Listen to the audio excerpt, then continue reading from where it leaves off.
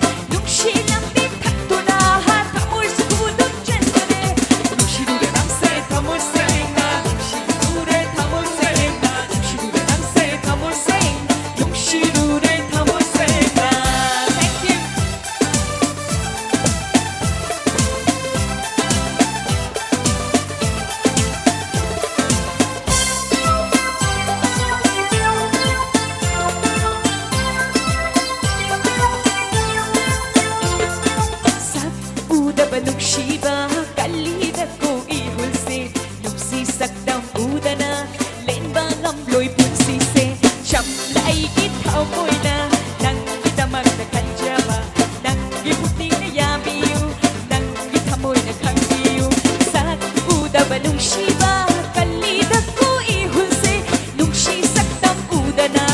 len bangam loy punsise cham lai kita moy na nang kita magdakan jama